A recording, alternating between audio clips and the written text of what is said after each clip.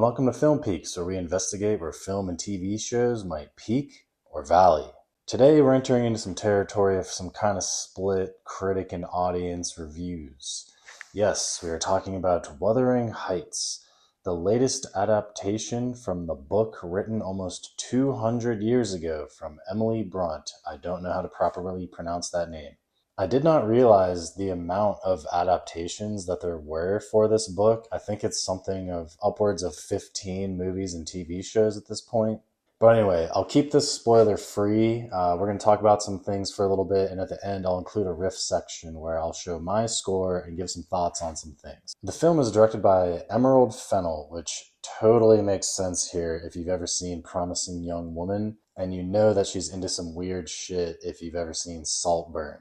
Which, speaking of which, this is probably how Jacob Elordi got his role in Wuthering Heights.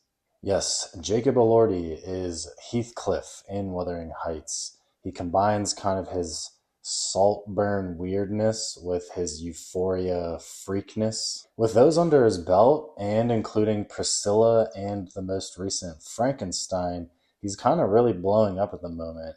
And word on the street is that he actually might be the next Bond. And also, speaking of Saltburn, I think that's probably how Ewan Mitchell and Alison Oliver got their roles. You know, there's no knock there. You see this kind of pattern with other directors like Yorgos Lanthimos with Emma Stone and Jesse Plemons being in basically all of his movies these days. But back to this, Alison was really good at being weird throughout the film. I also immediately recognized Hong Chaw from The Whale with Brendan Fraser. She's kind of made a career at this point for caring for miserable people.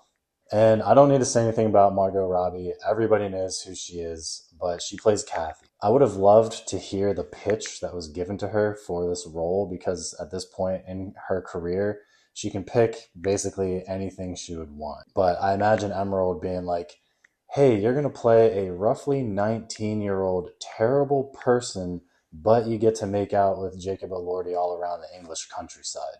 So yeah, it's a pretty interesting cast. And I read that Mr. Earnshaw was like a combination of two different characters for this film, but I thought he did a pretty good job for what he was. And the kid versions of the main characters too, I thought they were very good too.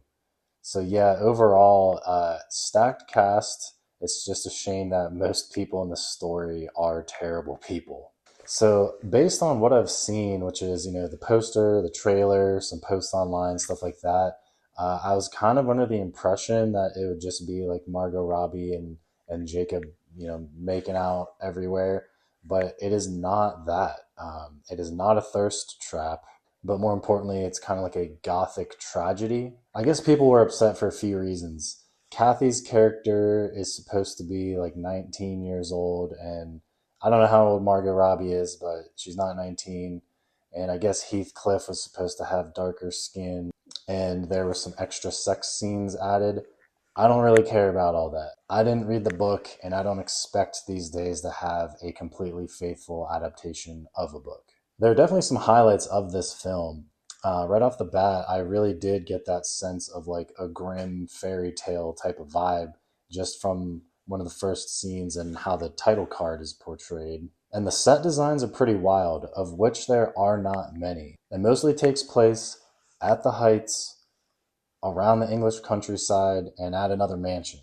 But what stood out to me the most, I think, was Kathy is given a room at one point where the walls are the same color as her skin, even including the freckles from her face. So we're kind of looking at a wall of skin. And on top of that, there's also this fireplace where the mantle is just like a bunch of hands going up the ceiling, or like hands kind of stacked up on top of each other going up to the ceiling. Those are the two main things that I remember. But yeah, the cinematography overall was really great. In any of the scenes where there wasn't a ton of rain and fog, the English countryside looked spectacular. However, I can't imagine having your closest neighbor be like 5 miles away when you're living out in the middle of this giant moor.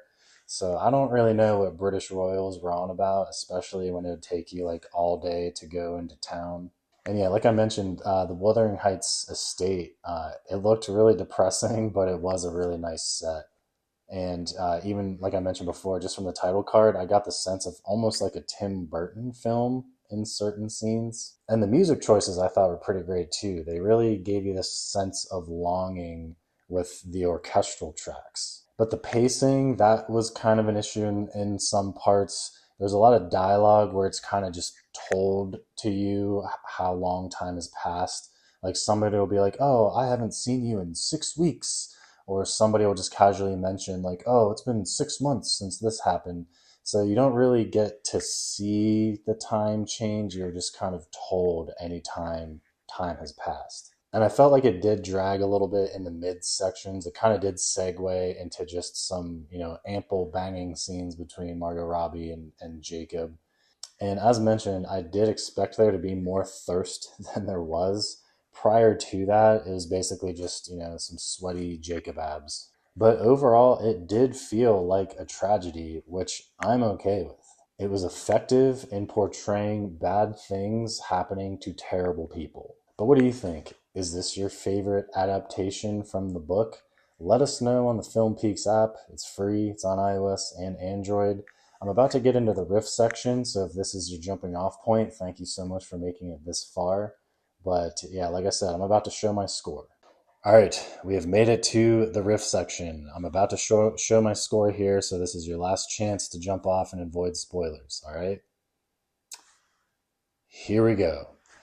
Yeah, so this is what I thought of the movie. I thought it was decent enough. The opening was probably my favorite part whenever they show the people running up to the heights, and it almost looked like hair kind of forming in the title card, and that really is what gave me that Tim Burton-esque feeling. I thought that was pretty cool. It also kind of portrayed just like how different people were in this universe. The bits with the young version of Kathy and Heathcliff really did set up that sense of ownership over Heathcliff, and I thought that was done all right. The middle, like I said, did kind of drag and have a little bit too much of the back and forth between the power struggle of Kathy and Heathcliff. And then it really was just kind of people being shitty. Like most of the bad things happened because of Nellie, but at the same time, you can't really blame her for causing those bad things. And with Kathy and Heathcliff just kind of banging in the open everywhere, there's no way nobody else would have noticed that. So you kind of have to